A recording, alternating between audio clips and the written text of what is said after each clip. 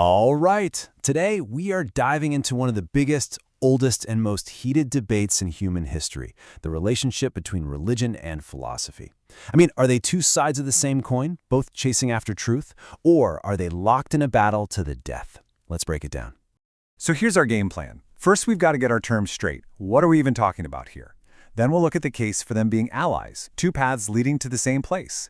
After that, we'll get into the big critiques that really fan the flames of division.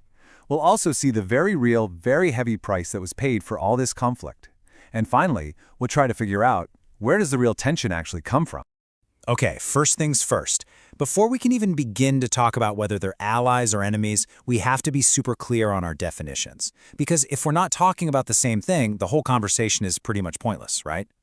Now, this is absolutely key. The argument we're exploring says that any real discussion has to compare the purest ideals.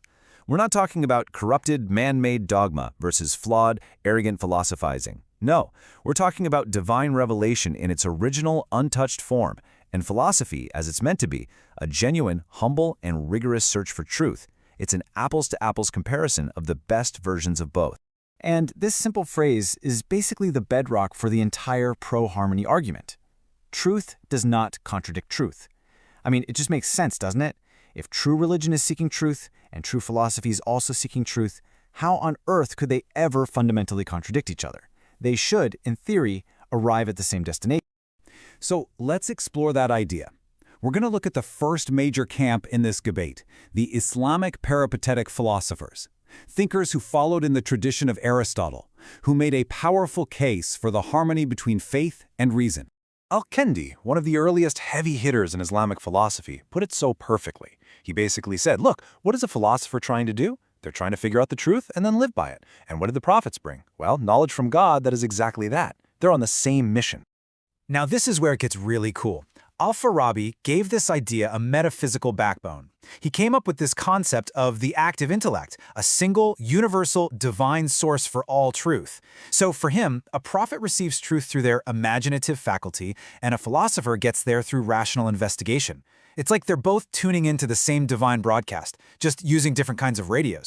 And you just have to love this analogy from Ibn Rushd, also known as Averroes. He didn't just say philosophy and religion are compatible, he said they're like milk sisters. They were nourished from the same source, their family. They share the same essence. It's such a powerful way to frame their relationship. But of course, not everyone was singing Kumbaya. This whole vision of a happy family was fiercely challenged. Powerful thinkers from both inside and outside religion stood up and argued that no, these two are fundamentally enemies. The opposition really came from two totally different directions. On one side, you had materialist thinkers who basically said, forget the gods, man is the measure of all things. They put human reason on a pedestal and threw faith out the window. And on the other side, you had deeply devout theologians who saw that same rational questioning as a poison, a dangerous path away from pure, unshakable faith. And you absolutely cannot talk about this conflict without talking about the bombshell dropped by the brilliant theologian Al-Ghazali. His book, The Incoherence of the Philosophers, wasn't just a critique, it was a systematic, full-frontal assault on the core ideas of the philosophers we just talked about. Now, here's the thing about Al-Ghazali's attack. It wasn't vague, it was a surgical strike. He didn't just say philosophy is bad. He accused them of outright disbelief, of being kafir, on three very specific points where he believed their conclusions directly contradicted the Islamic creed. This was a massive, game-changing accusation. The fallout from critiques like these was enormous. The climate became so hostile that this saying actually became a popular proverb. Whoever engages in logic has become a heretic. Just think about that. The very tool of reason became equated with a rejection of God. And we have to be really clear about something. This wasn't just some polite academic back and forth. This conflict had devastating real-world consequences. People's lives were on the line. Just look at this timeline. It's a grim, repeating pattern that stretches across centuries and civilizations, from Socrates in Athens, to Ibn Rushd having his books burned, to Giordano Bruno at the stake in Rome. When dogma feels threatened by free thought, thinkers often pay the ultimate price. It's a tragic part of our history. But the cost wasn't just counted in individual lives. The source we're looking at argues that the wider, long-term price was the rise of something it calls Felsefe, a state of philosophylessness.